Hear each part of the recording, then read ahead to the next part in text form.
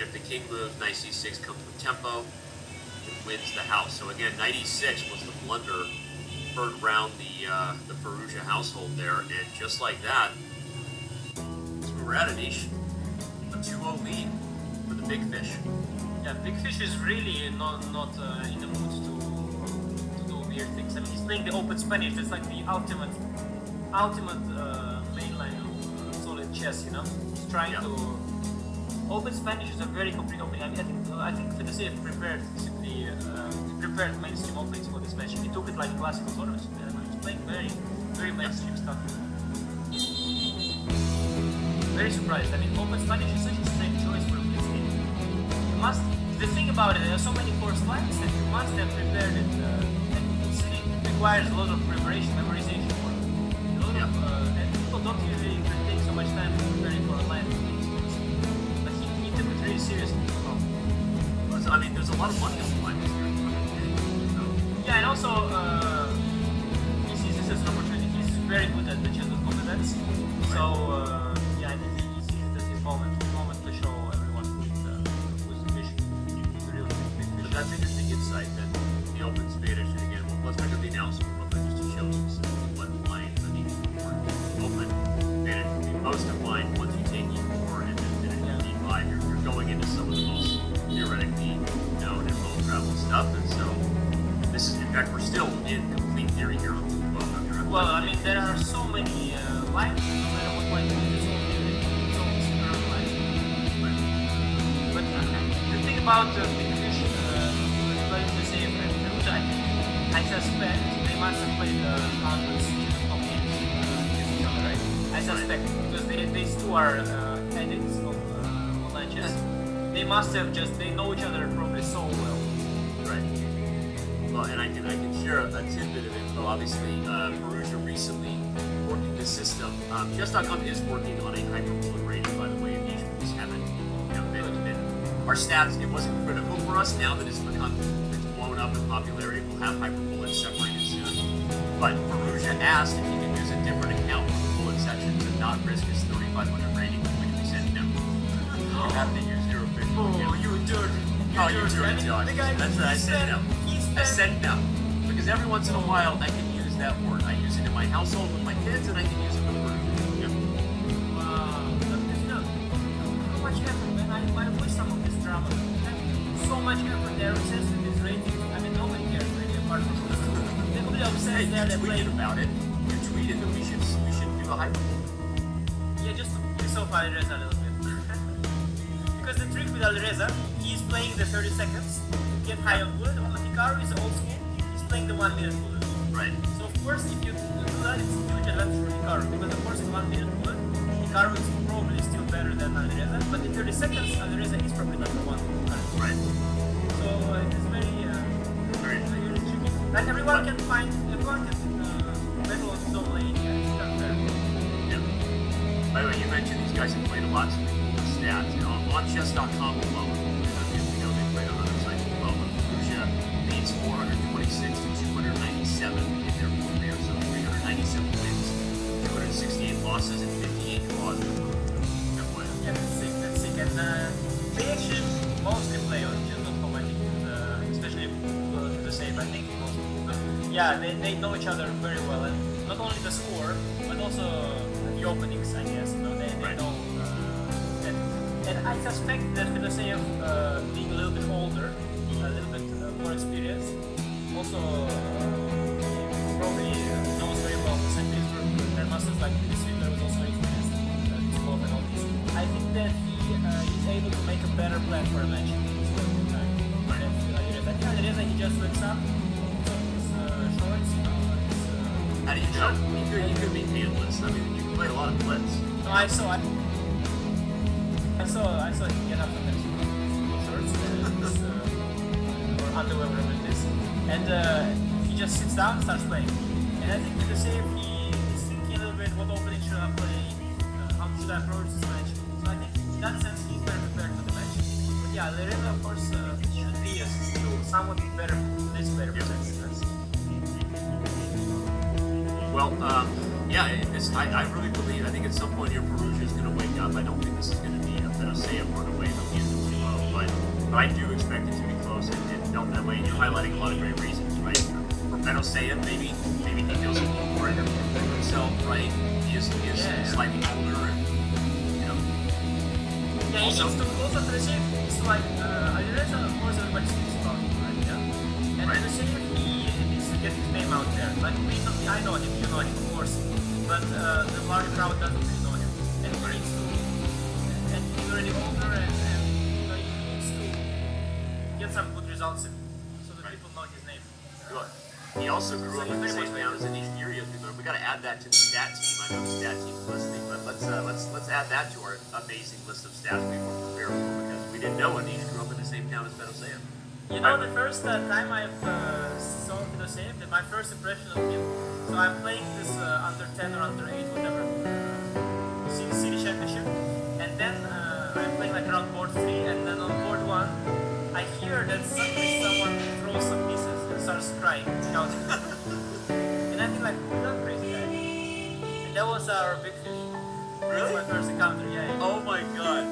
Well, we're obviously going to ask very this in the interview. Whether he wins or loses the match, we're going to talk about that. But now I already played a few games. I beaten him in like last couple of games. I beaten him in Blitz. I mean, of course, I don't know actually this game. I remember I did, and he accepted it much. He was completely fine. We spoke after games, and he was taking it much better. So I think it was a childhood thing that he eventually got over. Some players never get over it. We know such, but the same thing. Well, this game is now heating up. Very cool. Very cool.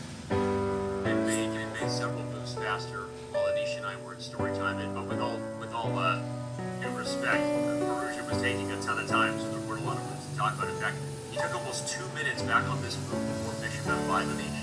That's a lot of time for Firouzja, which just clearly says, or highlights the things you're talking about. He's more uncomfortable with the approach, with the preparation, than Fedoseev. So these are the last few I'm moves. a bit worried for him. I mean, I think Fedoseev simply he knows that this is a comfortable choice for Alireza, and obviously he is. I mean, if someone like Alireza who's super fast taking so much time, it means that he doesn't like this. He doesn't understand these positions. So how do we play the position? 95. 95 is very nice. I wanted to suggest that knight comes to c4, pawn comes to c5, with c5, d5 pawns. Very nice, very nice. Yeah, and the g4 pawn is slightly pressed, though black also has to watch out. Like g6 pawn is flash a bit, d5 is a bit soft. Yeah, it's not clear position. I have to say it's a very clear position. Okay, bishop g5 is played. c6 reinforces protection of the pawn. Right here. Yeah, knight on e1 got to go somewhere, maybe to g2 or something. It has to go. It cannot stand on e1 forever. It's a very sad square. Maybe knight g4. The other one coming to f3. There is some potential in the white's position. There is some potential. The g6 and f6 pawns are a bit soft. So if, like you mentioned, the knight coming to h4 at some point, or to e1, there is some potential there with the knights. But currently, his knights are very sad on e1. That's not an issue. Makes sense. Yeah. Black is also doing well though. I mean, there's no queen e5 here, everyone. That'll be met by knight f3, defending and attacking. Yeah, g6 is better. Okay, g6, that was tested. Yeah. But bishop e5. Maybe. Bishop e5, I can also play knight ef3, I'm not sure. Rook b8, yeah. Rook b8 immediately. By the way, is there a knight takes c6 tactic sometimes after rook b8, let's say? Let's Knight takes c6 maybe, I don't know. Knight c6, takes, shake and bake over here. Yeah, it's maybe perpetual at the very least. So what if c5? I would like to go c5, but then d5 pawn becomes a little bit soft. Yeah. Maybe it's too risky to go c5. Yeah, maybe your move. Okay, I can also play some king f7, but I'm not sure about that. I'm trying to control the g6 pawn a little bit more. Yeah, I must say that the more I look at it, the more I think white is practically fine. Yeah, now I thought some knight move at d5 was hanging, but maybe I'm missing something. Knight e2, for example. Knight e2. Or knight to f4 or knight f3.